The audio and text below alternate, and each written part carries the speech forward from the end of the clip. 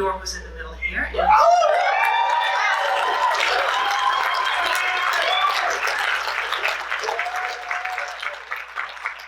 so honored he came all the way from California to come here with us to talk about a very important topic. And Jimmy Dore is a prolific podcaster. How many here will listen to his podcast?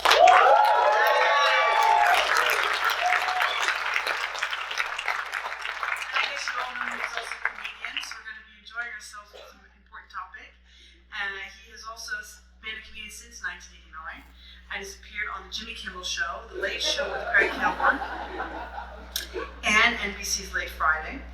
And we're going to give it over to Jimmy. Here you go. Well, thank you very much. It's great to be here. You know, when I got here, Carl, the guy who runs this place, said, "Hey, Jimmy, do you want to smoke some pot?" I was like, "Yeah." And here we are. So that's where you went. Yeah. So I had a letter, before we get to I had a letter slipped under my door at the hotel today. Can I read it to you? I'm staying at the wonderful Bedford Village Inn. And it said, "Dear guest, a heavy smell of marijuana smoke is apparent in the south end of the second floor hallway. We are providing this He's letter." not joking. This is legit. "We are providing this letter to all guests in the proximity of the odor."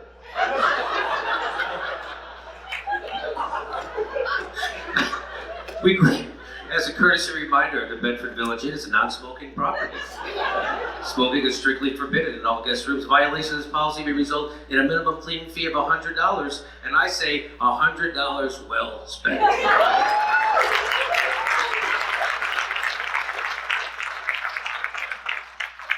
All right, so let me introduce our panel to us. Next to me is Libby McKay. She's a Republican and a social media advocate for the legalization of marijuana, and she's experienced the medicinal benefits of cannabis for chronic pain. So nice to have you, Libby. Thanks for being here.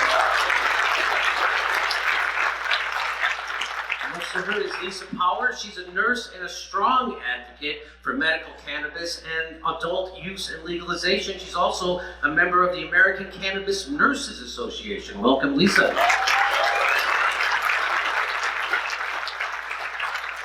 Heather Marie Brown is a cannabis legalization activist and a strong advocate for therapeutic cannabis, along with accessibility and affordability in New Hampshire. Welcome, Heather. And Matt Simon is a New England political director for the Marijuana Policy Project. He advocates for cannabis policy reform in New Hampshire, Vermont, Connecticut, and other states. Welcome, Matt.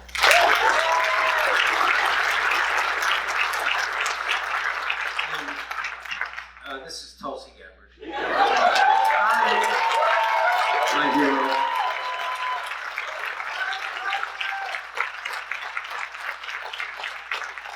So, I just thought, I thought it would be maybe a good way to start off with you, Matt, to talk about what the state of in New Hampshire, what the laws are, what you're looking to get done, and what the process is.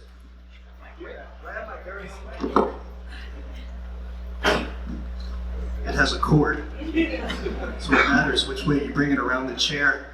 Cool, so marijuana policy in New Hampshire, we're lagging quite a bit behind some other states. New Hampshire is actually currently an island of prohibition in a sea of relative freedom on cannabis. All of the neighboring jurisdictions have legalized for adult use. It's legal to possess, it's legal to grow. There are now over 30 retail stores in Massachusetts, there'll soon be stores in Maine. And yet in New Hampshire, it is still illegal. We have a limited medical cannabis program, and it is decriminalized. Possession up to 3/4 of an ounce is a fine of $100. More than that is a misdemeanor criminal offense, and if you plant a seed, that is a felony. So the Live Free or Die state has a little bit of a ways to go on this, and we're making some progress. So just this week, the House Criminal Justice and Public Safety Committee voted 13-7 in a bipartisan vote to advance a legalization bill with legalized possession and cultivation for adult use, and that'll be before the House within the next few weeks.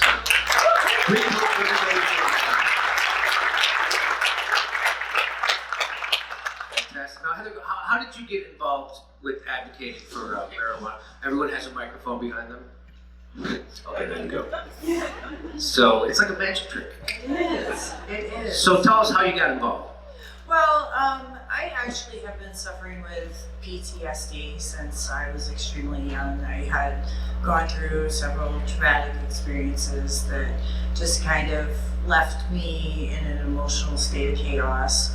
I basically came off from, as a teenager, I was given 27 pills a day, up to 50,000 milligrams of medication, because they weren't really so restrictive on how much in milligrams they would give a patient back then. So they just kept tossing them and tossing them and tossing them at me, and I couldn't function. I couldn't leave my house. I couldn't do anything. And as I grew older and became an adult and tried to start my own family, the impacts that my PTSD had on that ability, along with the medications, was just absolutely tremendous. I had known about cannabis. I had heard about the medicinal purposes. I had done a lot of education. So I did what a lot of people have done in this state and across the country. I started to self-medicate. And as I started to self-medicate, I realized that I didn't need to take those prescriptions anymore. So I was able to safely wean myself down off of them and go completely prescription free. That first day that I opened up my front door and actually left my house to go to a function at my children's school was absolutely remarkable, and probably one of my greatest moments I had ever had. You know, that was something that pharmaceuticals could not give me. That's something that I had longed for so many years, to be an active and productive parent, to be a positive member of society. And all of that was brought back to me through cannabis. But I was a criminal. I was breaking the law. I had fear for my children. I had fear for my own safety. And it was completely unnecessary. And I just couldn't understand why, in this day and age, with so much information and education available out there, why our government was still not letting us see this as an option for treatment. So I started looking into what was going on at the State House, and I saw several advocates who had come before me. I saw Matt Simon. I saw the courage and the devotion that they had to wanting to see changes at the state level. And it just prompted me to take those steps out of my comfort zone and start coming to the State House. At first, I only visited and I would watch others. And then at one point in time, I said, you know what? If they can do this, then there's no reason why I can't. And I literally stood up in front of our Criminal Justice Committee and said, hi, my name's Heather Marie Brown, and I'm a criminal in the state of New Hampshire. That's that's what we're trying to change.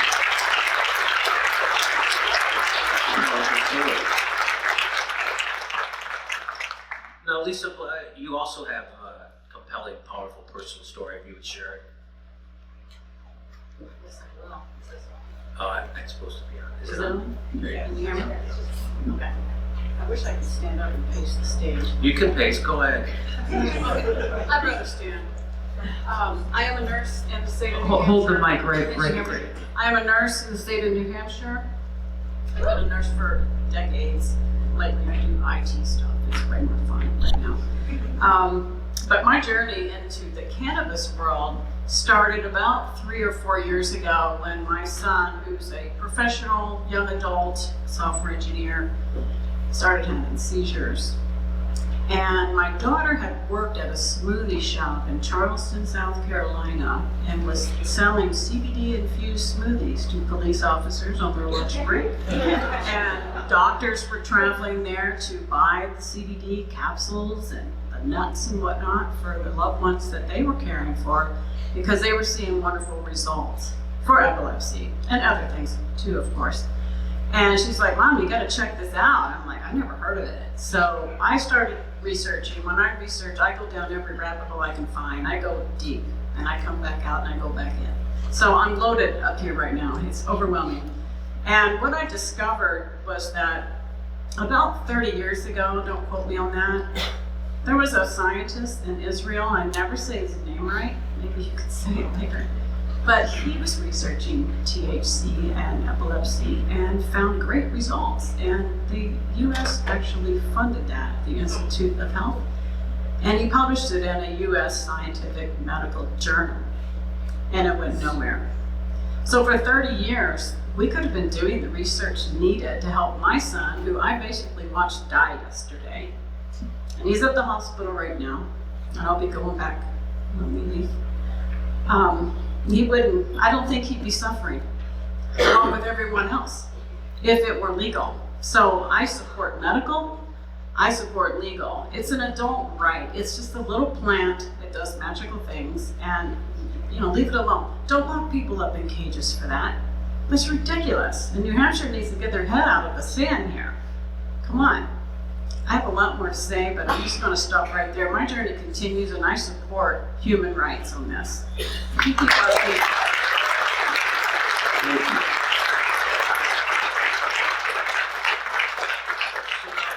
Olivia, you also have a compelling personal story to tell, but what also makes your story interesting to me is that it shows that this is not a partisan issue. This isn't a left-right issue, right? Because you're a Republican, and so go ahead and tell us your story.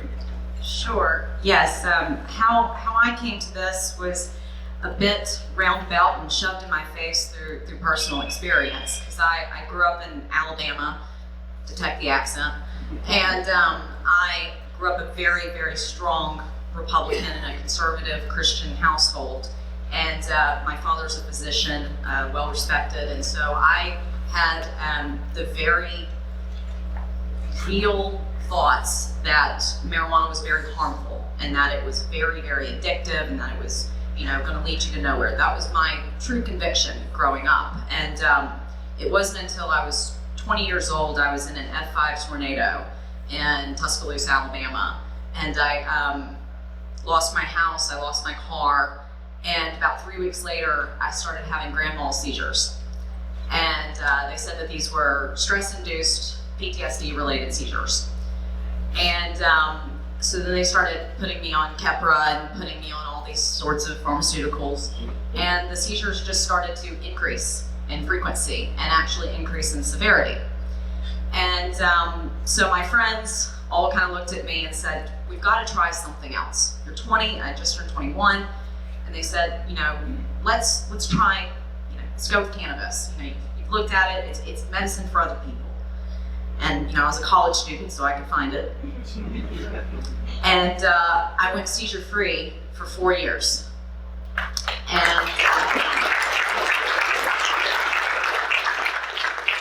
but I'm also I'm a young professional in finance. I'm in Wall Street, actually, and so I could not speak openly about this at all, and or else I was going to lose my job. And it wasn't until I was around 24, 25, that I was diagnosed with a 4-centimeter hemorrhagic ovarian cyst, and I was sent home with a prescription for opioids. And they said, you'll get better, just go see the specialist. And that resulted in 5 abdominal surgeries. My seizures returned, resulting in a car accident where I compound fractured my femur, and a very pervasive, fully legal, fully medically endorsed opioid addiction. And their whole solution was just more pills. When I said I didn't want to be on these things, they put needles in my back. I did patches, I did the therapy, I had to learn how to walk again. And I couldn't speak to anyone about cannabis. And so I was secretly using it to supplement, because I didn't want to take how much they wanted me to take outside of the hospitals, because I was hospitalized in a 3-year period over 16 times. And when I mean hospitalized, those are overnight admissions. And I would be shot up with what I call legal heroin, which is also known as Dilaudid. Every few hours, 3 milligrams IV, about every 3 hours, for weeks at a time. And the very last hospitalization, about in 2016, 2017, I believe, no, 2017, sorry. I got out on my birthday, my 27th birthday, and I said, I cannot be a slave to these medications any longer, because I actually had to resign from my position at a very well-established brokerage firm where I was a private banker and a stockbroker. I became an invalid on a couch. I'm an athlete, I had to give that up. And my life was basically over at 26. And then finally I said, when I got out of the hospital that very last time, I was like, I'm either going to die or I'm going to change everything. And so I put myself into withdrawals that were horrible. I do not recommend this to anybody. It probably wasn't the safest thing in the world, but I just didn't want to be home anymore. And I got off of Dilaudid, which is extremely addictive, in 10 days using cannabis after having an IV in my arm for 4 weeks. And so using cannabis to blunt the withdrawals. But with all these procedures that I have, I obviously have a lot of chronic pain, a lot of issues now with that. And so I use cannabis now entirely. I'm only on one thing that is a hormone replacement, so I'm not on any kind of real prescription medications. I use cannabis entirely to treat a myriad of issues, including chronic pain, and as well as to defeat opioids. And it isn't until I was able to get into a place professionally where I could actually come out and speak about this publicly because of the backlash that I could face, because I'm in a non-medical state. I'm in the South, and I love the South. I love where I live. I don't want to leave it, and I don't think that I should have to, just so that I can have my medication.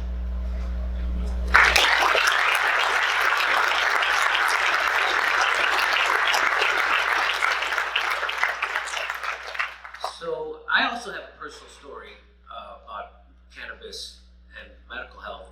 It's it pales in comparison, but about 8 months ago I started getting this rash that just wouldn't go away. So then I would go to the doctor and he'd give me something, and it would go like 90% away, then it would come back, and he would give me something else, and it would go away and come back. And I found out he kept changing the medicine, but it was all one form of steroid or another form of steroid. And then I found out that's not good to have steroids on your skin for 8 months straight. And so a guy who's a fan of the show makes his own cannabis topical ointment with CBD, and he sent me a package, and I just was like, I'm done with this steroid. So I used it. It was like that. And so that's my little story. So right now I don't have to use steroids anymore, so it's not quite as dramatic as yours, but I was like, I was skeptical. Come on, right? And then I told my doctor, and I said, hey, I'm not going to use that anymore. He goes, oh, you're going to do alternative? Yeah, I'm going to do alternative. and so it's been great. And so Tulsi, what would you like to say? I think that, first of all, thank you all for sharing your own personal trials and trauma and this journey that you've taken that's not only brought you here today to be able to share this with the people in this room and the people who are watching from home, but just knowing that you are bringing voice to so millions of people across the country who have been told they are criminals, or those who are incarcerated, or those who are seeing themselves or their loved ones struggle and suffer because of this federal prohibition that exists, that has hampered research from taking place, that would be able to better help inform us as Americans about the choices that we have, and basically giving us that choice.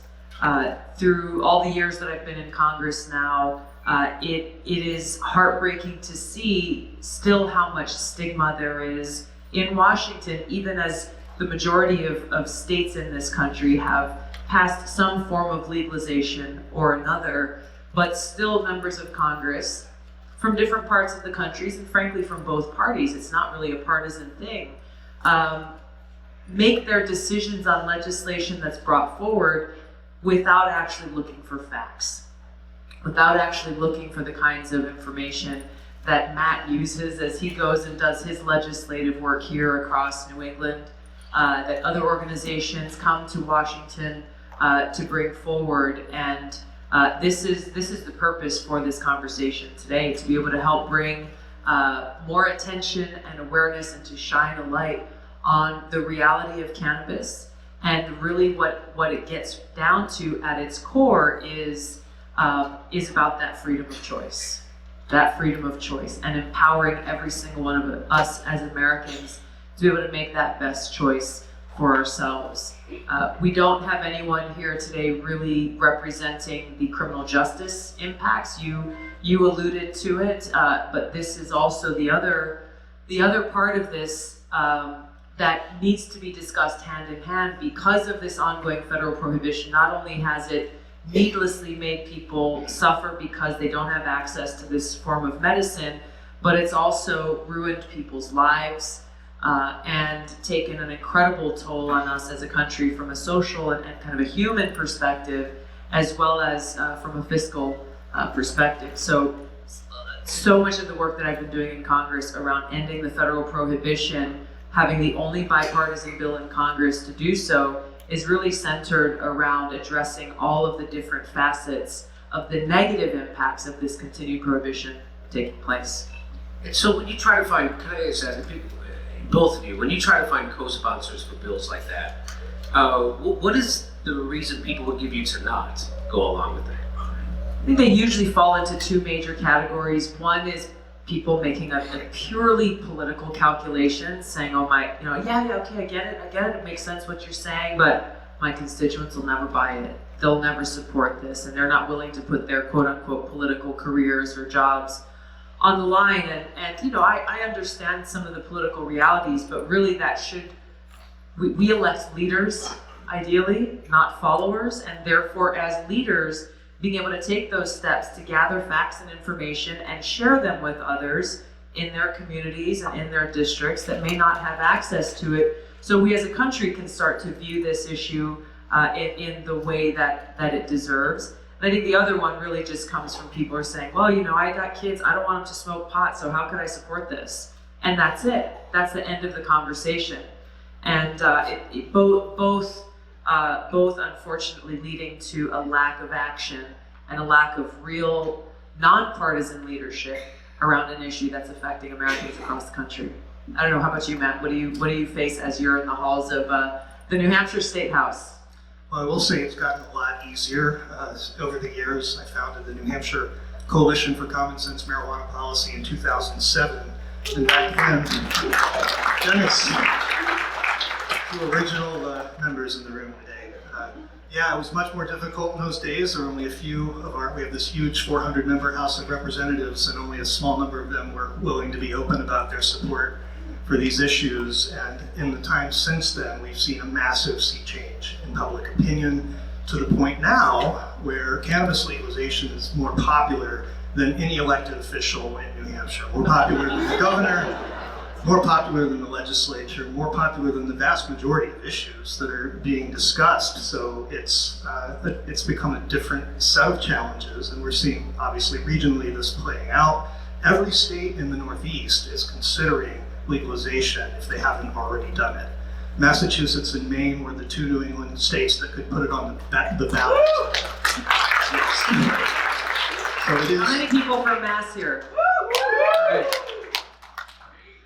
So it's certainly been easier to not have to go through legislatures. There are 25 states that can do this via the ballot, and the other 25 states, New Hampshire, Vermont, Connecticut, Rhode Island, the other half of the states have to do it through the legislative process.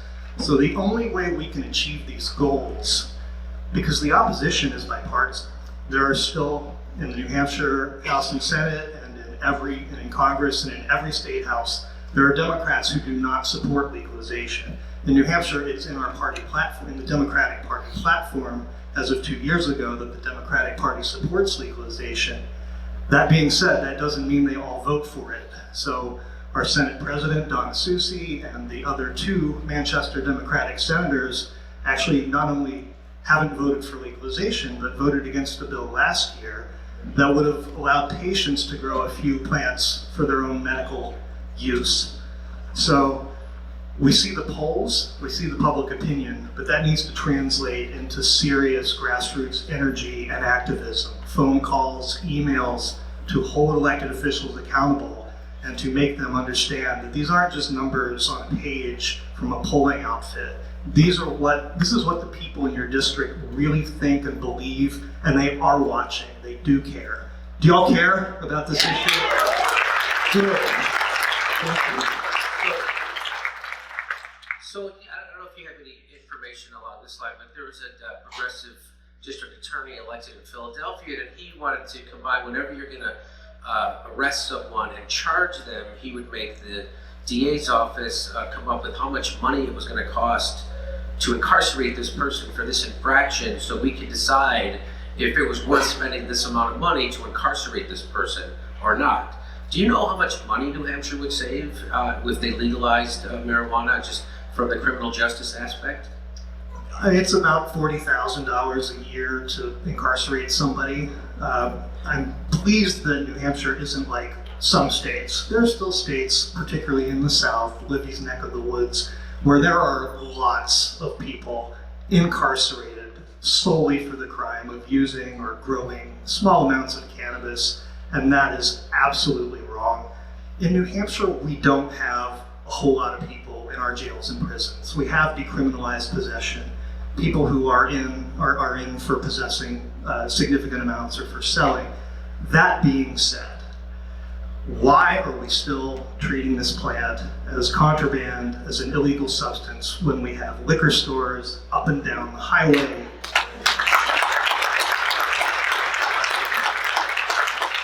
Let me be very clear about the fact that there are some harms associated with cannabis use.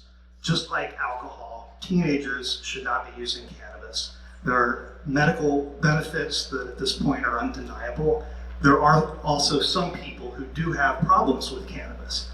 It is objectively less harmful than alcohol, right? Yeah. And what problems there are, we've learned with alcohol. When you try to shove it underground, if your solution is to have all of the alcohol in the country produced by criminals, transported by criminals, and sold by criminals, you can't say that you have a policy that's protecting public health and public safety. Alcohol prohibition did the opposite. Cannabis prohibition has been the same. So we need to bring this plant under our laws. I'm very pleased that this has suddenly become fashionable, and now that it's so popular, it's actually become fashionable for politicians to talk about this. And so I just want to make it really clear, it's become the cool thing to do, to talk about cannabis policy. And a lot of the candidates running for president have said they're for legalization now. I just want to note that our host this evening is somebody who has been not only talking the talk, but walking the walk on these issues for years in Congress.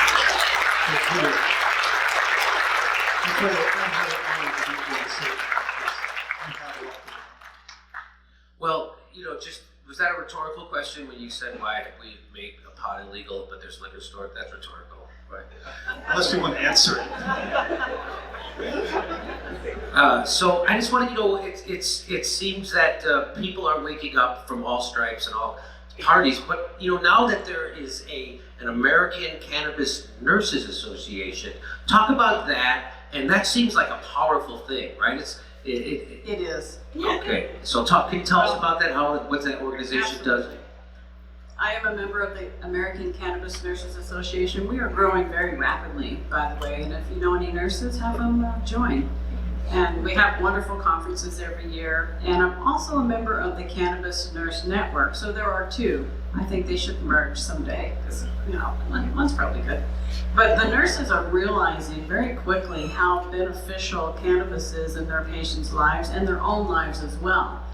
So we are supporting patient use and safe patient use, because there's a lot you need to know. You just shouldn't give Aunt Andy a brownie, because she may be on some other medications and she won't have a good time if she's never tried it before. She will not die, but she may not want to ever use it again. So we're out there promoting and educating and consulting and leading these patients to use it in a safe way. I think it's important. Libby, could you talk about, it's your perspective as a Republican? We were talking last night briefly about the inside the party, the differences. You said it was generational. So can you talk about that a little bit? Yes, I think that so I'm a kid that grew up in the Dare generation. And yes, They taught you about drugs. oh yeah, they gave me a real good education. So, and I think that there is a massive disconnect because there is not a young Republican that I have met that has been like, why have we not legalized? Especially on medical. And there is a massive sea change, I would say, even with the older generations, especially on medical. We're still working with them on recreational. The propaganda runs really, really deep. It's really, really hard to persuade someone one way or the other when they've been learning these falsehoods for decades. And but I have to say I've been very encouraged. I've talked to local legislatures in Mississippi as well as South Carolina, both on the Republican side, that are really, it's kind of funny, I won't say their names, but they are telling me that behind closed doors, they're like, we want it all legalized, but we're just running with medical first. And so there is a sea change. It's just a matter of really getting out there and educating people. Just like you said, I know that I've done a fair bit of that, just trying to talk to people, like I said, that I grew up with, even my own parents, my own family, because they were not fans. And then they've said, yes, this is your medication, and they just saw such a dramatic difference. I mean, when I was on opioids, compared to what I can do today, there's just no comparison. So there wasn't an argument anymore. So if I could just add to that a little bit, because as we're talking about how this is a bipartisan issue, both in support as well as opposition, the members of Congress that I've been able to work with on my legislation have been some of the most conservative members of Congress. Not your generation, maybe a generation prior to you, but real, true kind of constitutionalist, liberty Republicans who advocate for small government and freedom, liberty. Yes. And that was where, Matt, I told you the other day I bumped into some of the, what do they call them, the Liberty? You mean the beer caucus? The Beer Caucus, yes. The founders of the Beer Caucus. I had a run-in with them at a VFW up, I think we were near Molten Brewer somewhere, but they were very excited. And while I'm sure we could disagree on some things, you found an unlikely ally there. Maybe not unlikely, I don't know. Yeah, so I think there's a beer caucus and there's a liberty caucus, and there's a whole lot of overlap between the two. But absolutely, we've had more bipartisan support for cannabis reform in New Hampshire than in any other state in the United States. It's been needed because we've had a few prominent Democrats, including two previous governors, who have been opponents of cannabis reform, and that's part of the reason we're so far behind. Governor Lynch vetoed medical cannabis in both 2009 and 2012. In 2012, the legislature was supermajority Republican and put the bill on his desk. He vetoed it. Wow. So that's our Wow. legacy. Maggie Hassan signed the limited medical cannabis bill her first year as governor, and then refused to consider decrim of any kind. So it actually took Chris Sununu getting elected governor to sign the decrim bill in 2017.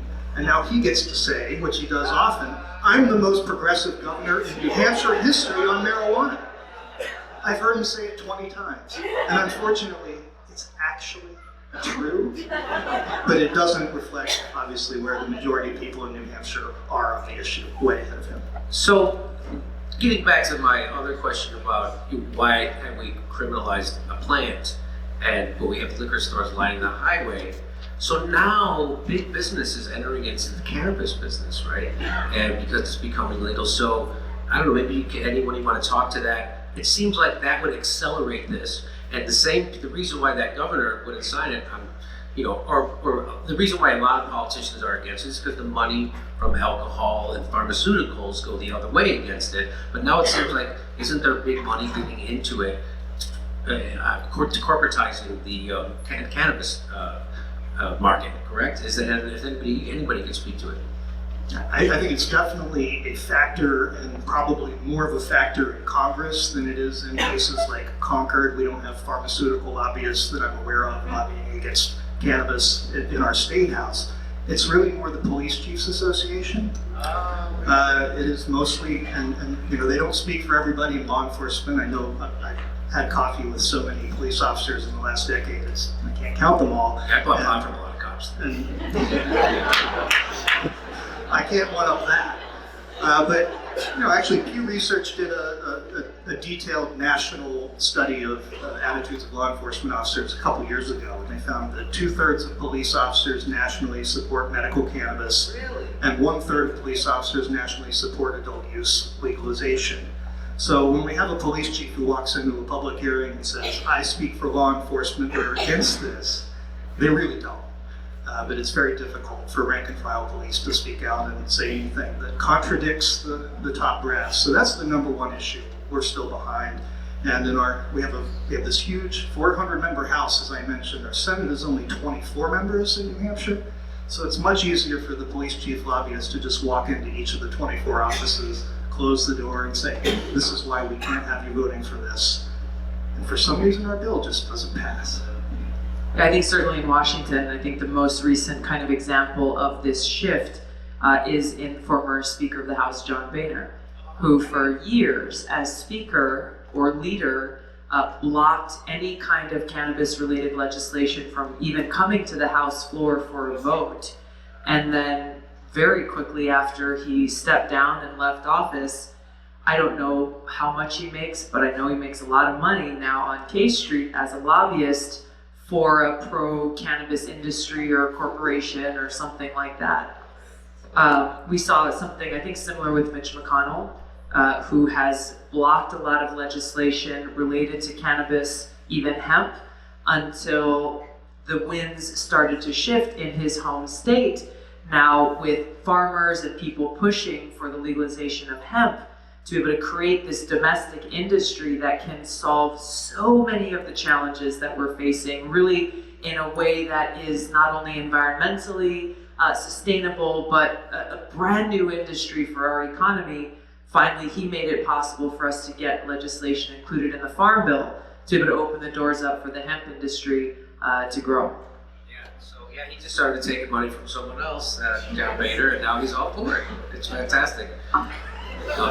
Anyway, so I did just want to add this one thing. When you're talking about the business side of it, though, is that this is something that the cannabis companies are really struggling with, is that there is no banking allowed to the cannabis industries.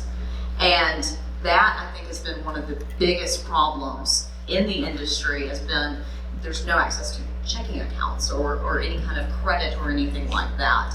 And so it's really put a massive curtailment on any type of innovation or research or anything like that. And so as much as big business wants to get involved, as long as it is federally illegal, there are compliance officers and risk officers in these high-up corporations that are saying, well, we're not going to get involved. We want to get involved, but we're not touching it until we see something happen in Congress.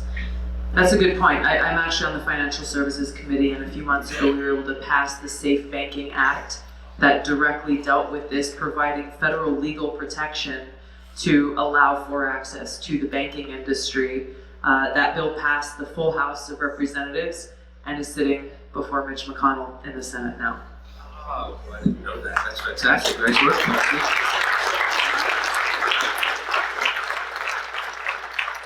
So, one of the things, it's gone fully legal in California where I live now. And before it was just medical, and I had my medical license, but now you don't need it. But they tax the hell out of it, right? I mean, there's 50% tax. It's really high tax on marijuana. Cannabis. So, in your intro, it says that you fight along with it for accessibility and affordability. So talk about that. How can you make it affordable for people? Because it seems to be getting unaffordable in California. Well, We are in New Hampshire. We are a tax-free state, and as of right now, our 4 primary dispensaries are all considered nonprofit. So for a patient to go and purchase cannabis through one of the dispensaries, they are not charged a tax. But the prices at the dispensaries are so astronomical that it makes it almost impossible for the common person, let alone a low-income individual on disability, to even be able to afford that medication, which then leads them to seek out this medication through other means. They talk a lot about the black market and how bad it is and how much they want it to go away, but what our government doesn't seem to understand, and absolutely no offense, is that the more you restrict this, the more difficult that you make it for people to access this medication or this plant, the larger the black market is going to become. It's not going to go away. The more you keep it from the people, the more the people are going to go and seek it out. Recently, within the last several months, over the summer actually, Maine passed a bill which allows out-of-state residents to now cross into Maine and use any of their dispensaries for caregivers.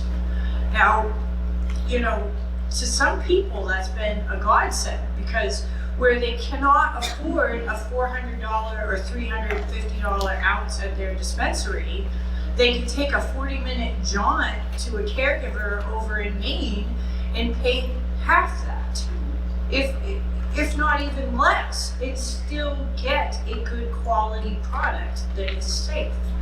But for the few people that take use of that advantage and that can travel, there are many more that are still accessing the black market, that still are going about this in a manner that makes them a criminal, regardless of whether they have a card or not. We need to open this up. We need to relieve some of the pressure that's going on within the state as far as legalization or accessibility. We need to create the ability for this medication, for this plant, to be able to get out to people. I mean, regardless of how progressive Governor Sununu has been, he vetoed a medical home grow bill last year that personally would have saved thousands and thousands of dollars for New Hampshire citizens. He literally at the last second vetoed that bill and completely crushed thousands of people within the state of New Hampshire, and then just locked them into being forced to go through either a dispensary, traveling to another state, or accessing the black market. 3 things that, as a New Hampshire citizen, as a citizen anywhere in this country, we should have to worry about. So I know that you probably all have some questions, so we're going to open it up right now if anybody has any questions, and we're going to have a few people go around with microphones. Here we come. Here we come. We got a gentleman down here in the front, although I'm not picking. Someone else should pick because I'm a bad picker. Oh, okay. We'll start there. We'll come to you next. While we're waiting, we have a couple of state reps in the house here. Could you both please rise? We have State Rep Josh Adjutant, who's Democrat in the State House. I know you're a Republican State Rep. I don't remember your name. Werner Horn. State Rep Werner Horn. Thank you both for being here. Hello, my name is Gabriel. I'm from Gatineau, Quebec, Canada. And I'm French Canadian, as you can tell by my accent. Also, Jamie, you might not know it, but you might be French Canadian too. Your name is the lady which means golden. Okay, yes. Correct, yes. So, Dore. yeah, exactly. That's the name of my great-grandmother too. What's that? My great-grandmother is also a Dore, so we might be cousins. Oh, really? All right. Let's get together and smoke a joint. Okay, so I have a cannabis-related question, but first I'd you successfully served Hillary Clinton yet? Yes. Okay.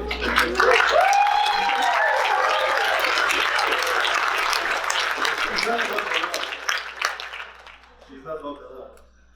I did hear you. She's not above the law. That's right. No one is. But can I just say, now, I'm married, but your French accent is really getting to me.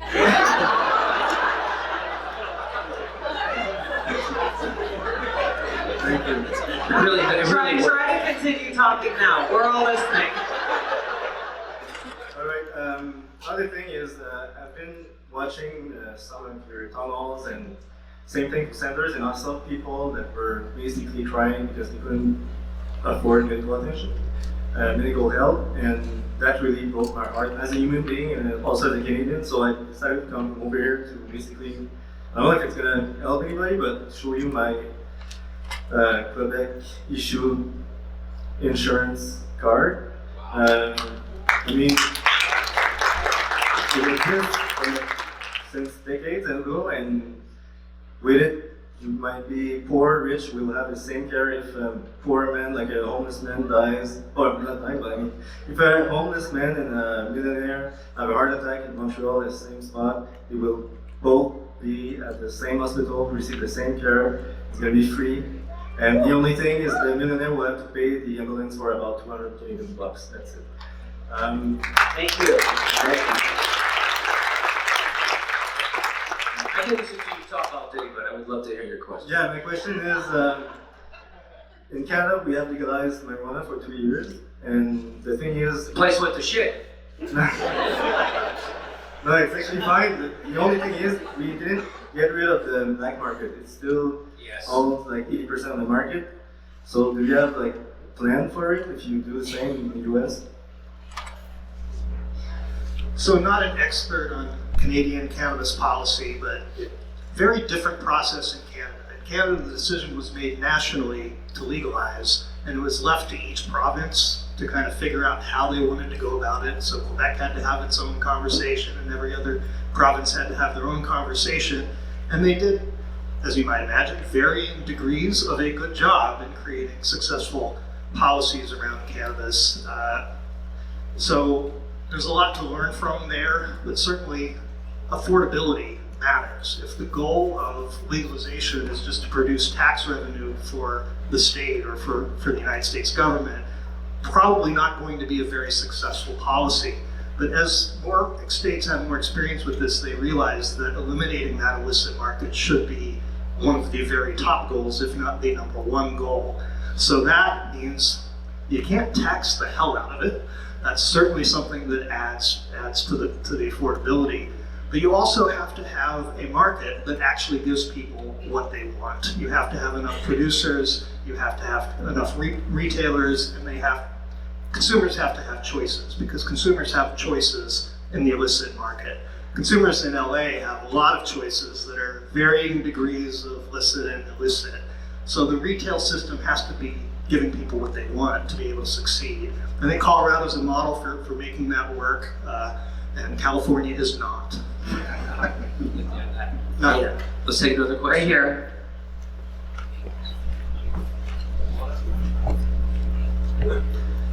So I have another tax-related question. Here in New Hampshire, we don't have a broad-based tax.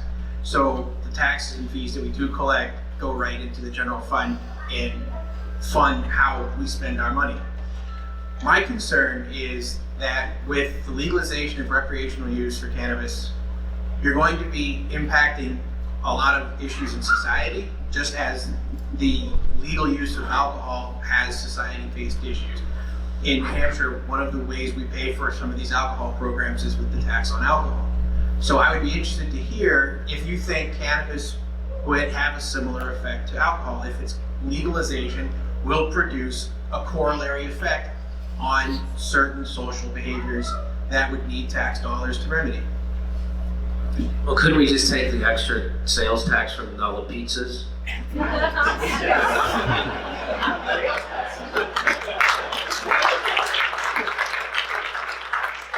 That's one thing that is taxed in New Hampshire is the pizza. I'm onto something. Okay, So I don't know, does anyone want to take a serious crack at that? Well, I was just gonna say, like, in all honesty, I'm not worrying about going over and knocking over a bank. I'm too busy sitting at home trying to figure out what I have in my refrigerator. So I myself personally do not see as great of a social impact as what I see with alcohol and even tobacco within the state of New Hampshire. So I think that this is a plant that people have already been demonstrating they are responsible with. You have a few people here and there, yes, but you have that throughout anything that is available to the public market. So I just don't find that as a logical reason to not move forward on this issue and to keep holding it back.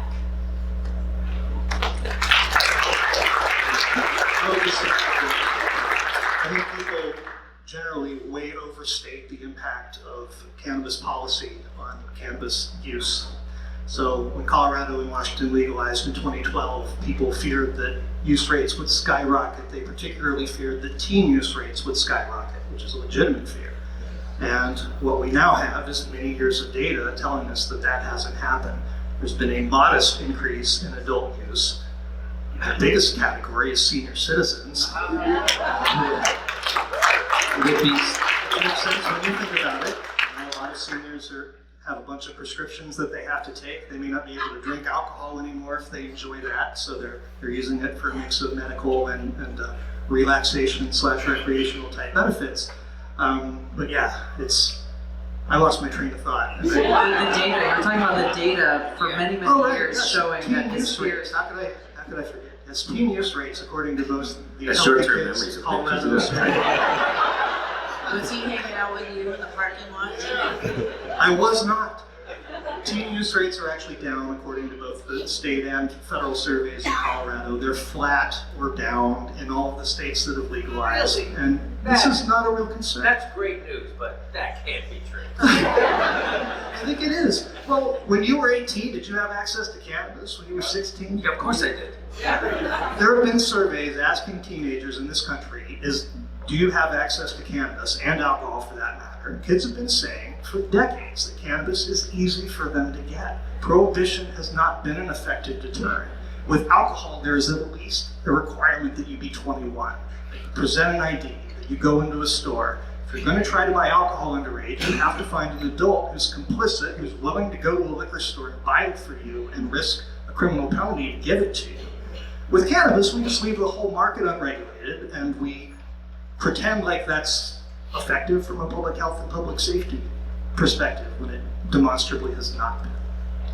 Yeah, I would just make one more point. It's I get what you're saying. There's going to be some societal costs. They might be mild, but there will be some. And so, how can we pay for those? I don't know. Maybe one more idea. I don't know if this is a good one, but the money we save in the criminal justice reform, maybe we could then put that towards any kind of social impact.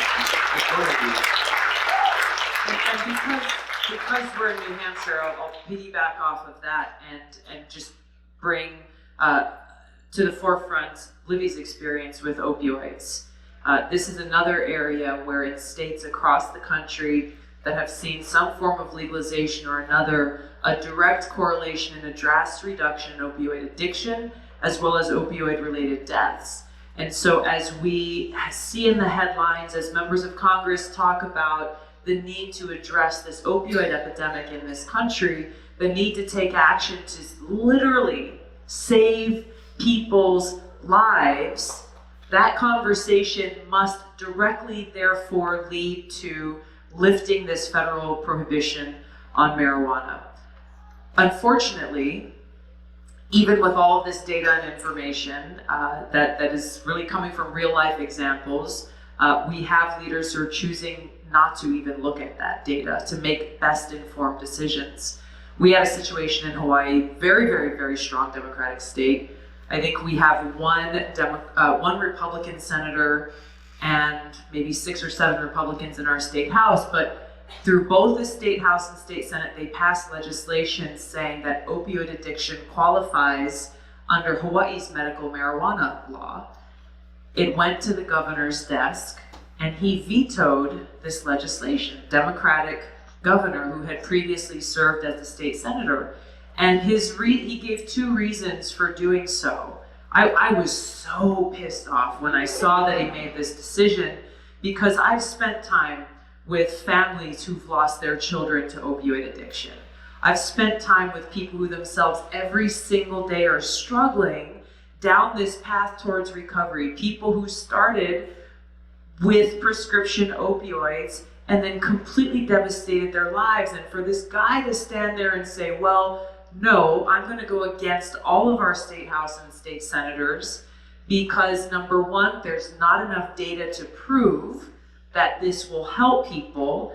And number 2, if they really want to do this, they've got to file their application through the Department of Health bureaucracy and make their appeal to some medical review board and all of this nonsense, when literally through our democratic process, the people's representatives have spoken and said this is important for the health and well-being of the people in our country. And this is why I get so passionate about this issue. I'm probably the only person on this stage who has not taken any kind of marijuana in any shape or form, but I believe very much in freedom, and I believe very much in fighting for the health and well-being and the choices of the people in this country.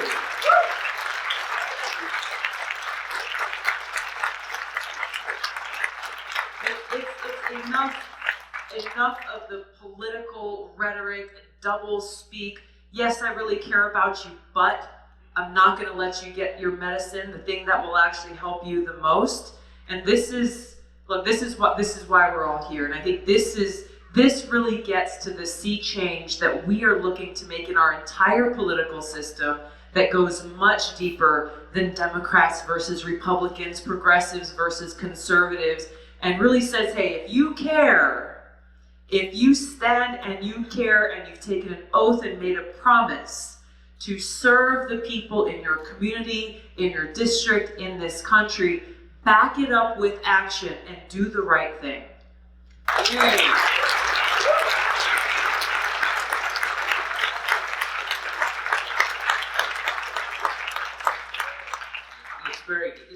It's very easy to support Tulsi, isn't it?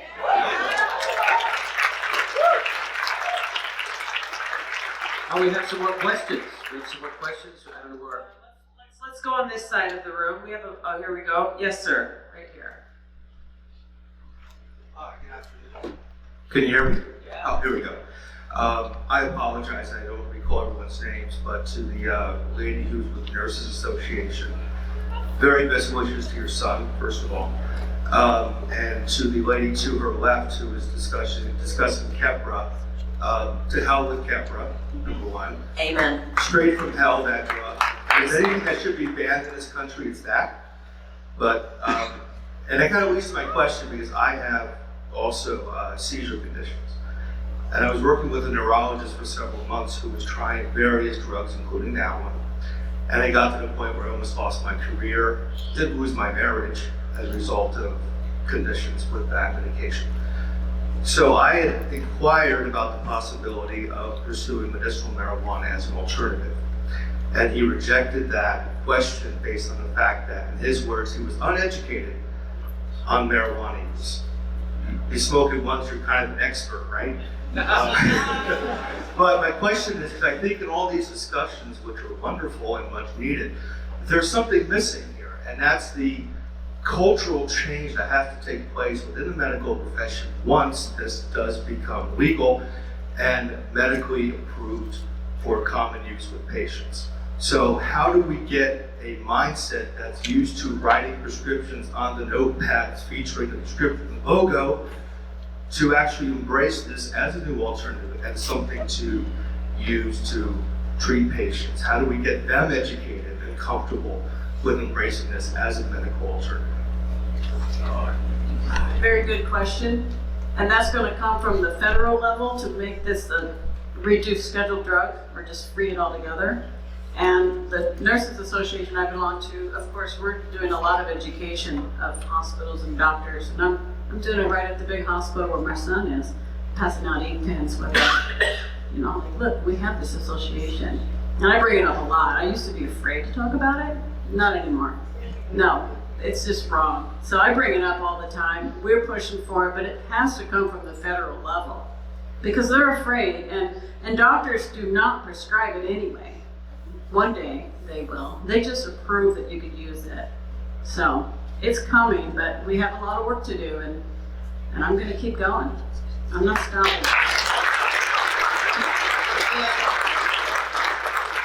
I did just want to add to that, though, to hopefully give you some hope. Like I said, my father is a physician in Alabama, and he told me just the other day that there is a sea change happening. He said that he has fully come around to the medicinal benefits, especially for chronic pain. And he said that among his colleagues, there's also that shift is happening. And so if it's happening in Alabama, I've got to hope that it's happening elsewhere in the country. Right. And I just would like to add too, in New Hampshire, we do have a therapeutic cannabis medical oversight board. And this board is constructed with at least 12 doctors, 1 nurse practitioner, and a patient representative. I am that patient representative. So for the approximately 10,000 people in the state with a medical card, I try to be the voice of each and every one of you.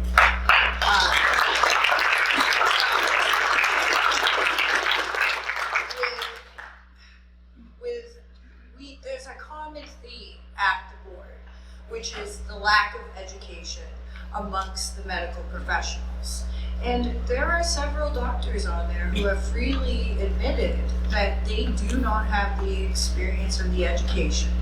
So different things that we have been looking at are reaching out to other states, are reaching out to other businesses, and seeing what kind of medical professional educational programs are available so that we can bring them to the state of New Hampshire and hopefully offer them to physicians within the state to help them become educated and acquainted with cannabis.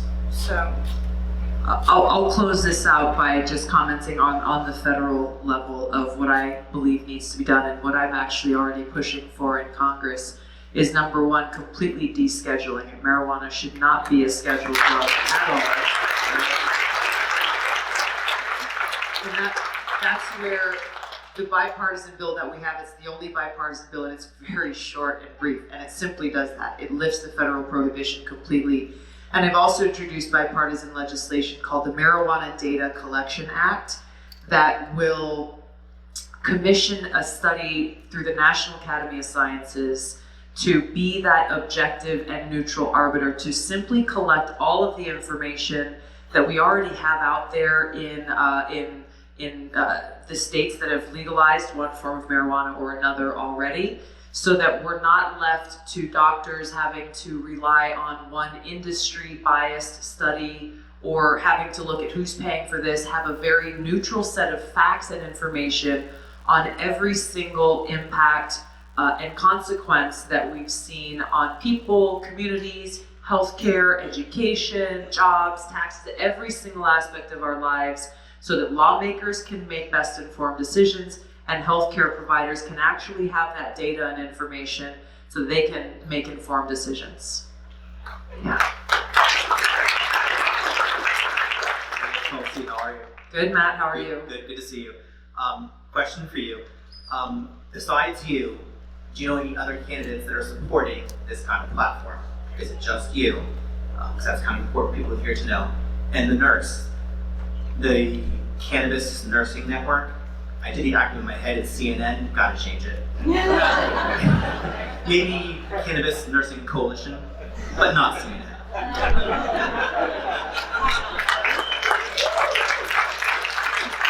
Don't you work in marketing? Oh, he does. No, I think like Matt said, that different presidential candidates are talking about this issue maybe from different perspectives, have different proposals that they're pushing.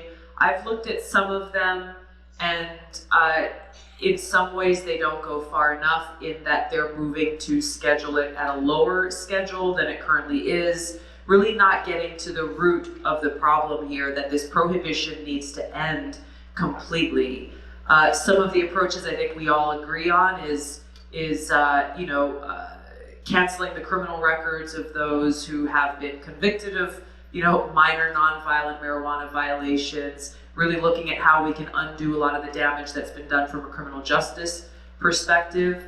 But the reason why I took the approach that I've taken is because of the beauty in its simplicity, that we can put forward a very long and complicated, comprehensive bill, but usually when you do that, you find it provides people with the excuse to say, oh, I agree with this, and this, but there's that one thing that I just can't support. Mine is very focused, and it directly impacts all of the other issues that we're facing, that we've talked about here today, from banking to medicine to law enforcement, every single aspect of it. And you either support it or you don't. And that's where we're working with organizations across the country who are lobbying members of Congress to support the passage of my bill.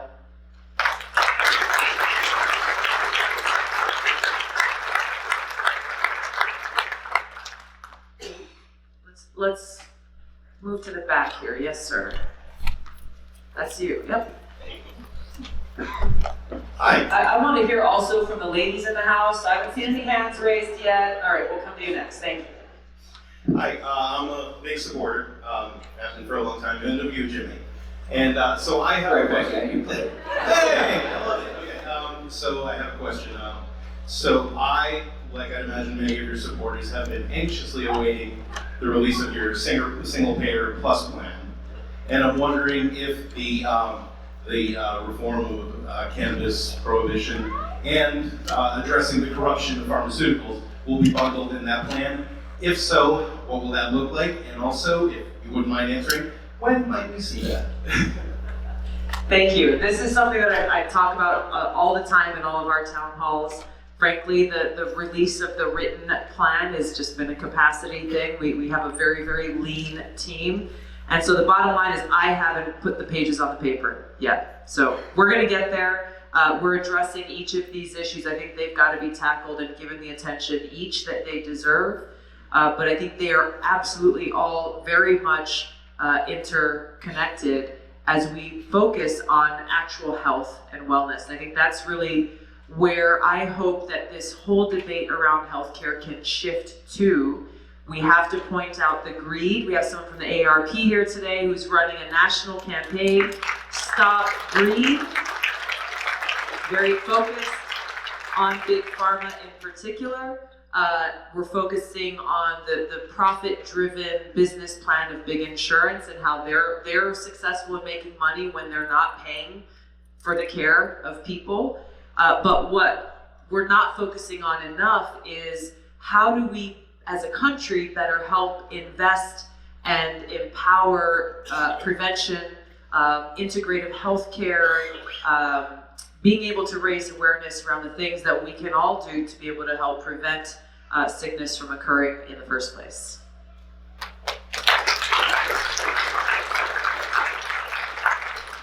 Well, can I just, before I get to your question, your single payer plan, because a lot of people are interested. The important thing is, and why it's, even though it's not up, but it's better than everybody else running it. It's very similar to Bernie Sanders, but the important part, what people need to know about single payer, is that everybody has to pay it, right? And that's your plan. Yeah. So that's the important part, and so that is a legit single payer plan. Thank you. I just wanted to talk a little bit because I am from Massachusetts and I do have a medical card. I have chronic pain. Having a medical card has helped me sleep at night. So I just wanted to ask, because I know when something is a natural substance, Big Pharma can't patent that. So I believe that natural substances get blocked from all these studies because of Big Pharma. So what are we going to do to change the power they have so that we can have opportunities to know more about natural cures or natural remedies. And I'd also like to see that the commercials that are on TV all the time for pharmaceuticals, we're bombarded by it all the time, but we're not told what could help us that comes from nature.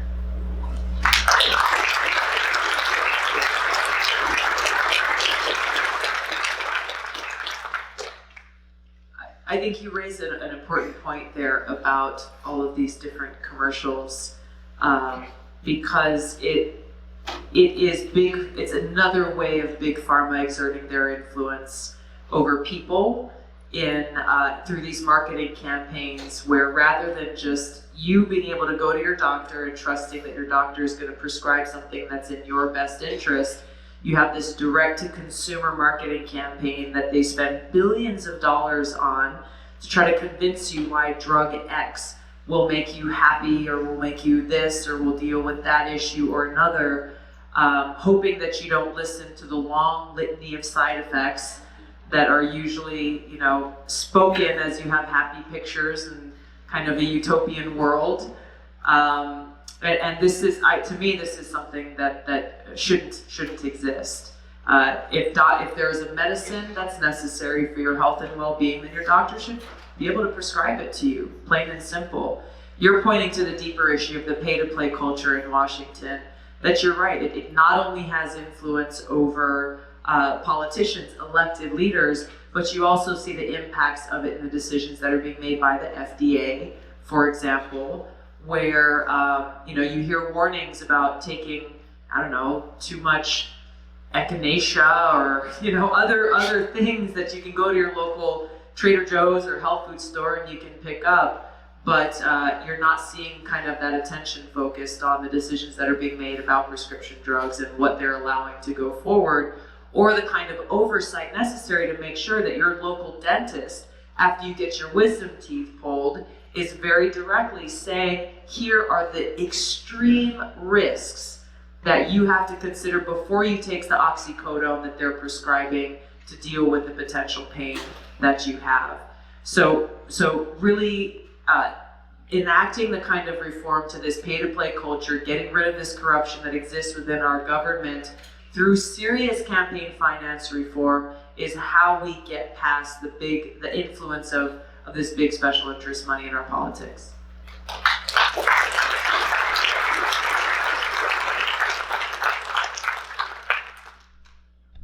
Good evening. It was mentioned before that one of your issues is prevention, and I forget your name in the green. You Libby, briefly, this is Libby. Hi, Libby. Hi there. You had mentioned DARE and how much of a failure that is. And as far as prevention, I do believe that is an important conversation to have with children across the country. The possible risks of addiction, and not specifically even marijuana. People can be addicted to food and video games, etc. How do you propose that maybe there is a more honest education surrounding addiction of substances, like possible marijuana and others? Well, personally, and I might have a bit of an outlandish perspective, but this is obviously incredibly hits home with me. I think that our conversation around addiction needs to change. I think that we need to be much more honest about it. There are studies that are coming out. This whole idea, like in DARE, they push the idea that if you just touch it once, you're immediately hooked, and you've got this chemical addiction in your brain. And we're seeing a lot of studies are coming and not showing that at all. I can tell you firsthand experience that my addiction was not chasing a high. My addiction was fear of pain. I was in daily chronic pain, and it was just brutal. And I didn't have any other options. I didn't have any alternatives. And so we need to have a much more honest discussion around addiction. We need to stop criminalizing addiction. And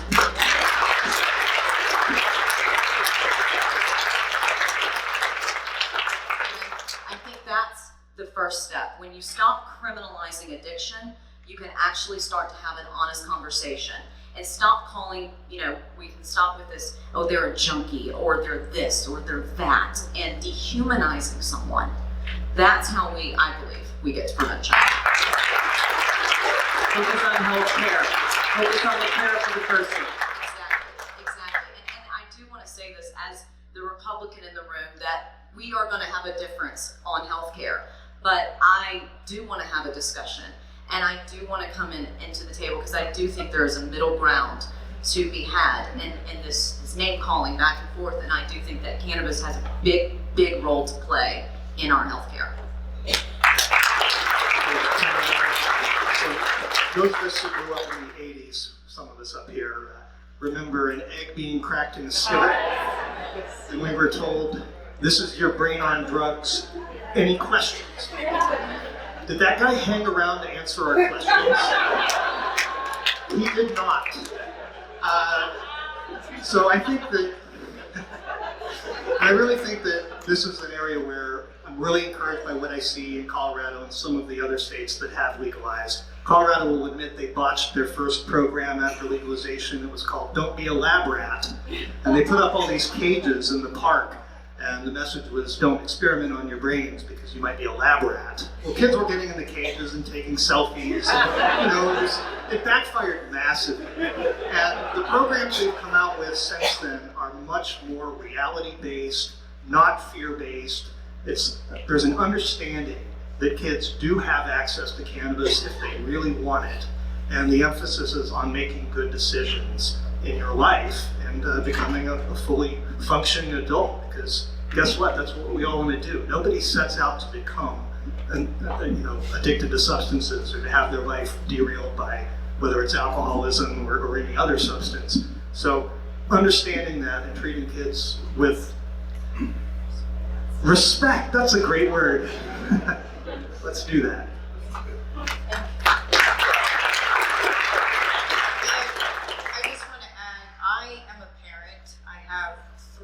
Absolutely beautiful children. They range from 23 to 16 to 7 years old. The day my therapeutic cannabis card came in the mail was the day that the stigma left my household. I no longer had to be afraid. So at that moment, the education began. I sat my children down and I had an open and honest discussion with them about cannabis. And my children probably have more education on the subject than what a lot of adults do this day and age. And I have absolutely no fears or worries that I'm going to get that call in the middle of the night telling me that my child got into trouble while using cannabis someplace outside of the home. Because the stigma was erased, it was gone, and it gave me that option and availability to have that open and honest discussion with them, to take the mysteriousness out of the room, to take the appeal and the luster of it and the shininess. I call it like the shiny squirrel thing. It no longer was this taboo subject. So therefore, my children became less and less interested in it. And that's what it is. The stigma needs to end so we can have open and honest discussions with our children. And that starts at home. Okay, I think we have time for one more question. Are you guys together? Maybe why don't you both ask your questions?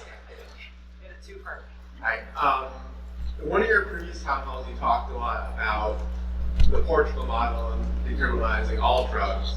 And I know this is more of a discussion about just marijuana, but could you elaborate a little more on how that plan would work? And if you wanted to do that, how would you overcome the influence of money and the big pharma companies, and how would you make that happen if you were in a position to do something like that? I have a very similar question. I work in healthcare, so this answer could go in many directions. But what I see every day is money-based decisions based on our individuals that we're caring for that are out of our hands. So it's based on what the insurance company is delegating or what pharmaceutical answers are more appropriate. So how do we change marijuana being something that's more common, even though it doesn't cost as much, which is not a bigger payout for healthcare / insurance, to be more of a financially better option as well as holistic options for our patients and in their best interest, not in the higher up's best interests. Okay, I'll start with the question about Portugal's model, because I think it's one that if you haven't heard of, it's really worth taking a look at. I understand that Massachusetts is looking at making some similar changes to Massachusetts state law, but really, in a nutshell, Portugal faced a situation with high levels of incarceration and high levels of substance abuse and addiction. And so they were trying to figure out a way, what's the best way to deal with this problem? Because a lot of things that they were trying weren't working. And the result of the changes that they have made have helped both of those problems of both the high levels of incarceration as well as the numbers of substance abuse and addiction, where they essentially decriminalized everything and regulated it and focused their resources, their money, away from criminal justice and directly towards care and providing assistance to those who were struggling with substance abuse. And as a result of those changes that they've made in their laws, they've seen dramatic reductions in the numbers down to the low double digits of the numbers of people who are still dealing with addiction. And they've also drastically reduced the numbers of incarcerated individuals while also reducing their recidivism rates. So Portugal's not the United States. There's a lot of differences there. I think the point is that we've got to look at models that have proven that they've worked and then try to look at what we have here and take those lessons learned and best apply them, because we are in a place where we're dealing with very costly and damaging ramifications of a long-standing failed war on drugs that's proven not only to have failed in this war on drugs, but it's really destroyed a lot of people's lives. It's torn families apart. It's had a multi-generational impact. And it's costing us a lot as a country, where we are paying more and more as taxpayers without seeing positive outcomes. So this speaks to me for the need for really systemic change. Yes, to me the lowest hanging fruit is ending the federal marijuana prohibition, but that doesn't come close to being enough to really get to the root of this problem that has been decades in the making. All right, so I think that's it. Are we gonna? Do you get a meet and greet? What's happening? We are going to we're going to wrap up the conversation here. We want to allow for some time before we've got to go. If any of you would like to come down here after, say hello, meet and greet, take a picture with any of our wonderful panelists here today. We want to allow for a little bit of time to be able to do that. I'll wrap up with some closing remarks. If anyone else has anything you want to say before I do so. Closing thoughts? Good job, man. I'd be worried if you didn't say it. I gotta say, because you got work to do. Like, this is serious. Thank you so much for hosting this, Tulsi. It's been a great policy-focused conversation. I wish we had more of that in our national political dialogue. Jimmy, it's been a pleasure meeting you. I've been listening to your podcast. It's pretty funny. I'm going to keep it on auto download, see how you do for the next couple weeks. You're in the trial run. Please like me. And for folks out there that want to get involved and want to help change cannabis laws, I can't encourage you enough. Get involved with the Marijuana Policy Project. Our address is mpp.org, also on Facebook and all the social stuff. We're active in all 50 states to some degree, and we need all hands on deck to make these reforms a reality in Concord and other states.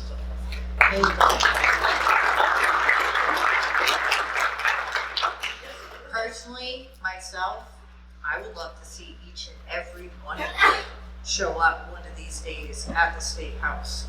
I would like to see each and every one of you be the voice for not only yourself, but for that family member that you know is going to benefit by ending the prohibition against cannabis. Mine's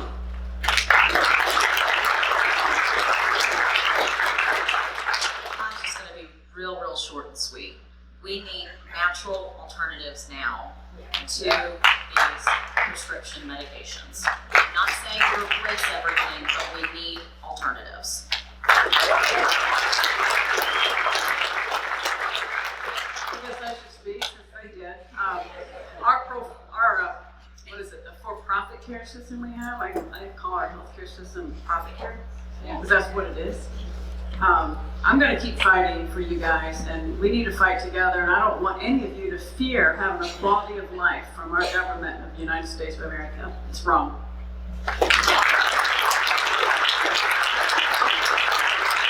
Yeah, I just want to say, you know, it makes the case extra powerful for that Tulsi is a soldier. She fights for the freedom, for the Constitution, and that she's consistent with it, with our own personal freedom and our right to help medicate ourselves in whichever way we see fit. So I just want to say a big thanks to Tulsi Gabbard for being consistent. Thank you.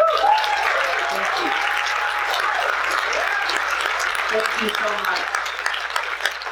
I really want to thank all of you for making the time to be here to shine your light on this critical issue. And I want to thank all of you for making the time to come here to add your voice, raise your questions, and raise your concerns, because it's conversations like this that make it possible for us to accomplish our goals and objectives of being able to make informed decisions. We have 10 days until y'all vote. 10 days until those votes are cast, where not only each of you have the opportunity to make your decision about the direction you would like to see our country headed, the leadership you would like to see, but as you know, as New Hampshire voters, you have the opportunity to send a strong, resounding message to Washington that the status quo just isn't happening anymore, and that we want real change, systemic change, leadership that really puts the well-being and the interests of the American people first.